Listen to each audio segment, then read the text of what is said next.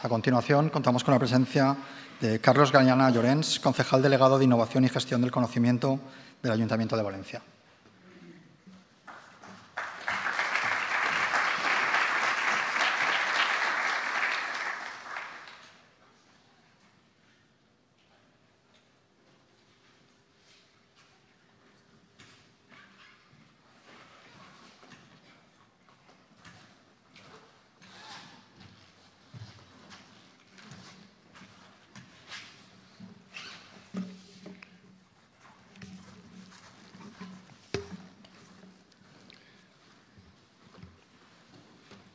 Vicerrector d'Innovació i Transferència de la Universitat Politècnica de València, Salvador Coll.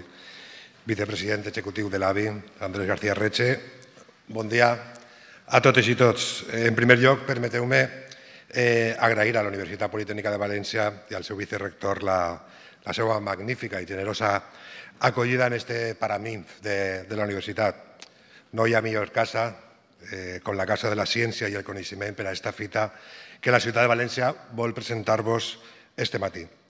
I gràcies també fonamentalment per dos motius. El primer motiu pel suport constant d'esta universitat a la creació de talent i innovació a la ciutat de València des de fa tants i tants anys. I el segon motiu pel compromís de la seva universitat amb els processos d'innovació orientada a missions que milloren la vida de les persones que l'Ajuntament de València ha posat en marxa amb l'ajuda de tot l'ecosistema d'innovació de la ciutat de València. Vull recordar que precisament a finals de 2019 la Universitat Politècnica de València va ser la primera organització de l'ecosistema d'innovació de València a convertir-se en organització ambaixadora de Missions València 2030 i des de llavors el seu compromís amb l'Ajuntament ha sigut constant i exemplar, així que moltíssimes gràcies. En segon lloc, m'agradaria agrair la presència de totes les persones innovadores que esteu ací, també les persones que ens segueixen per streaming. Vostès són l'ecosistema d'innovació de València i avui ací anem a parlar d'innovació amb mayúscules. El seu talent i la seva creativitat són absolutament necessaris per a això. Al maig de 2020, en plena pandèmia, l'Ajuntament de València va tindre altura de mires per a pensar en la recuperació i en com la innovació ens ajudaria a ella. El ple de l'Ajuntament va aprovar Missions València 2030 amb un ampli consens dels partits polítics del govern i els principals partits de l'oposició. 31 dels 33 regidors i regidores aprovaven el model de governança de la innovació orientada a missions. Suposo que a ningú se li escapa que en el temps que corren aquesta capacitat d'aunar a l'oposició i al govern va ser complicada, però al final arribarem a un bon port perquè teníem tots la mateixa idea. L'objectiu era doble.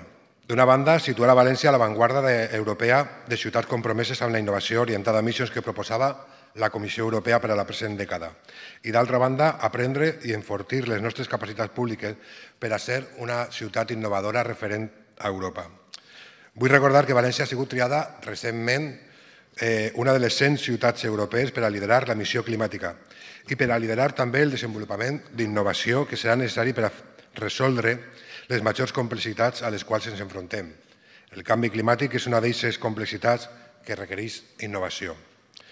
El dilluns de la setmana passada, el 13 de juny, Europa llançava la seva missió europea de 100 ciutats climàticament neutres i València estava present a Brussel·les amb les seues propostes i el seu treball. Missions València 2030 contemplava 5 grans estratègies i 12 compromisos d'acció innovadora, entre els quals es troba el compromís 2, impulsar la compra pública d'innovació. Avui fem un pas més i complim una fita important d'aquell compromís llançant 8 consultes preliminars al mercat orientades totes a la missió climàtica de València. Perquè quan parlem d'innovació orientada a missions cal reafirmar una cosa. No ens interessa la innovació que perjudica la salut de les persones. No ens interessa la innovació que afecta negativament a l'entorn i el medi ambient on viuen i relacionen les persones. I no ens interessa la innovació que augmenta les desigualtats i elimina les oportunitats que totes les persones haurien de tindre. A València ens interessa i molt la investigació i la innovació que millora la vida de les persones. A València ens interessa i molt la innovació que permet ser una ciutat més saludable, més sostenible, més compartida i més pròspera i emprenedora, des del que ja som, una ciutat mediterrània i molt, molt creativa. Aquesta és l'orientació de la innovació que ha marcat Europa i aquesta és la que desitgem per a València. Per tot això, avui es presentarà així el resultat d'un any i mig intens de treball. En 2021 vam identificar, juntament amb vostès, els reptes i les necessitats públiques per a les quals necessitem que el mercat desenvolupi nous productes i serveis que ens permeten resoldre aquestes necessitats públiques de manera eficient. Més de 54 reptes i 305 necessitats públiques formen avui el nostre mapa de demanda primerenca com a part de la nostra estratègia urbana i requereixen d'innovació per avançar.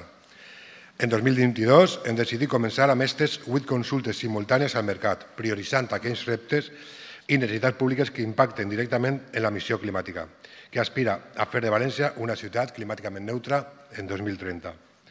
València és la primera ciutat europea que fa aquesta proposta dins de la missió europea.